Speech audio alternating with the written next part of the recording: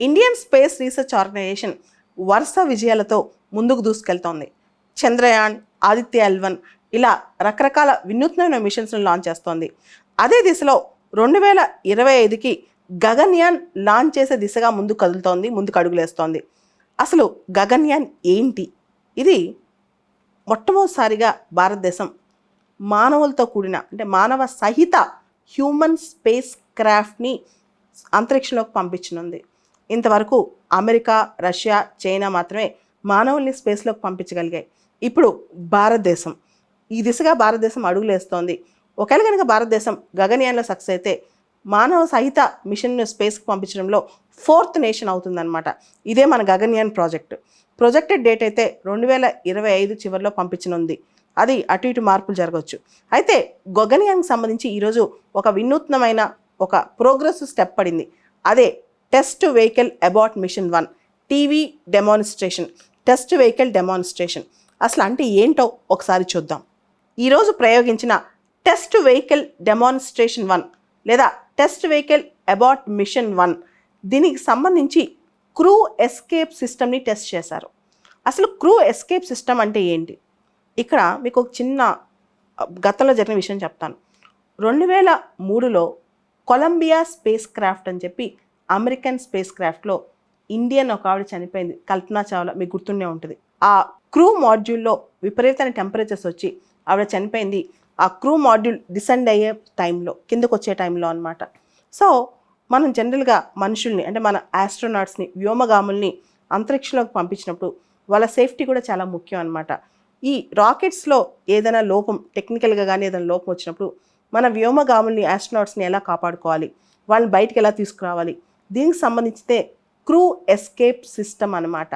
ఈ crew escape system అనేది మనం గమనిస్తే ఎక్కడైతే మన వ్యోమగాములు, ఆస్ట్రోనాట్స్ కూర్చుంటారో దాన్ని క్రూ మాడ్యూల్ అంటాం అనమాట.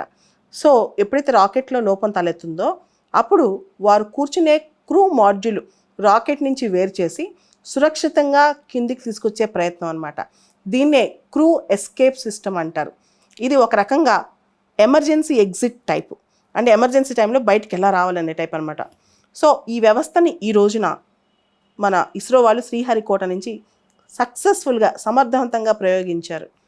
క్రూ ఎస్కేప్ వ్యవస్థ ఎంత ఫాస్ట్గా, ఎంత అక్యురేట్గా, ఎంత చురుగ్గా, ఎంత మెరుపు వేగంతో చేయాలో అంత మెరుపు వేగంతో చేసి చూపించారనమాట. ఈ దిశగా క్రూ ఎస్కేప్ వ్యవస్థ కోసం క్విక్ రియాక్టింగ్ సాలిడ్ మోటార్లను ఇస్రో అభివృద్ధి చేసింది. మన ఇస్రో వాళ్ళు క్విక్ రియాక్టింగ్ సాలిడ్ మోటార్స్ని అభివృద్ధి చేశారనమాట. ఇవి చాలా వేగంగా ఫైర్ అయ్యి, ఇవి చాలా వేగంగా ప్రజ్వరిల్లి అధిక థ్రస్ట్ను ఉత్పత్తి చేశాయి. మొత్తం 5 రకాల రాకెట్ మోటార్లు ఇందులో ఉన్నాయి. ఇది కేవలం టెస్ట్ వెహికల్ అనమాట. భవిష్యత్తులో మనం గగన్యాన్ మిషన్ ద్వారా ఆస్ట్రోనాట్స్ని పంపిస్తే సులభంగా వాళ్ళని ఏదైనా ఇబ్బంది తలెత్తినప్పుడు ఎసెంట్ టైంలో, అంటే ఇది పైకి వెళ్ళే టైంలో, రాకెట్ పైకి వెళ్ళే టైంలో వాళ్ళని సురక్షితంగా కాపాడుకునే ప్రయత్నం అనమాట. సో రాకెట్ నింగిలోకి బయలుదేరాక ఈ రోజున ఇస్రో శాస్త్రవేత్తలు అబార్ట్ సంకేతాలను పంపించారు. అంటే మధ్యలో ఆపేసి వాళ్ళని కిందకి దింపించే అబార్ట్ అంటే మధ్యలోనే అబార్ట్ చేయటం అనమాట, మధ్యలో దాన్ని ఆపేయటం అనమాట. అబార్ట్ సంకేతాలు పంపించారు. దీంతో రాకెట్ పైభాగంలో క్రూ ఎస్కేప్ వ్యవస్థకు సంబంధించిన ఘన ఇంధన మోటార్లు ప్రజ్వరిల్లాయి. దాదాపు 12 కిలోమీటర్ల ఎత్తులో క్రూ ఎస్కేప్ వ్యవస్థను, రాకెట్ను వేరు చేశాయి. 17 కిలోమీటర్ల ఎత్తులో crew escape module, crew module పరస్పరం విడిపోయాయి. ఆ తర్వాత డ్రోగ్ పారాచూట్లు విచ్చుకున్నాయి. సెకనుకు 8.5 మీటర్ల వేగంతో క్రూ మాడ్యూల్ సురక్షితంగా బంగాళాఖాతంలో దిగింది.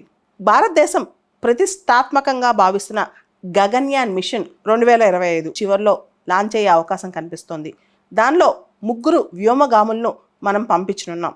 వాళ్ళని నేల నుంచి 400 కిలోమీటర్ల ఎత్తులోని కక్షలోకి పంపాలన్నదే మన ఇస్రో లక్ష్యం అనమాట. 3 రోజులు అంతరిక్షంలో వాళ్ళు రీసెర్చ్ చేసిన తర్వాత వాళ్ళు తిరిగి మళ్ళా భూమి మీదకి వస్తారు. ఈ మధ్యలో లోపం తలెత్తితే వాళ్ళని ఎలా కాపాడుకోవాలి, దానిలో క్రూ ఎస్కేప్ సిస్టమ్ ఎలా పనిచేస్తుంది అనే దాని మీద ఈరోజు పరీక్ష నిర్వహించారు. ఈ గగన్యాన్ మిషన్కి దాదాపు 10,000 కోట్ల రూపాయలు ఖర్చు కానుంది. ఈ Gaganyaan mission GSLV Mark 3 rocket ద్వారా, లేదా దాన్ని LMV-3 అంటారు, ఆ రాకెట్ ద్వారా మనం లాంచ్ చేయనున్నాము. గగన్యాన్ మిషన్లో వెళ్ళే ఆస్ట్రోనాట్స్కి రష్యా ట్రైనింగ్ ఇస్తోంది. ముఖ్యంగా వెయిట్లెస్ కండిషన్స్లో ఎలా ఫ్లై చేస్తూ అక్కడ ఎలా తట్టుకోవాలి, అక్కడ ఎక్స్పెరిమెంట్స్ ఎలా చేయాలి అనే దాని మీద చాలా విధాలుగా రష్యా మనకి హెల్ప్ చేస్తోంది. ఇప్పటి వరకు మనుషుల్ని స్పేస్లోకి పంపించిన 3 దేశాలు అమెరికా, రష్యా, చైనా. అమెరికాలో రకరకాల స్పేస్ మిషన్స్ ఒకసారి చూద్దాం. Mercury, Skylab, Gemini, Columbia, Apollo. Russian space missions ఒకసారి చూద్దాం. Vostok, Soyuz, Voskhod. China space missions Shenzhou, Tiangong. అలానే private manned space flight missions కూడా కొన్ని బాగా డెవలప్ అవుతున్నాయి. ఉదాహరణకి SpaceX, Virgin Galactic, Blue Origins ఇవన్నీ కూడా.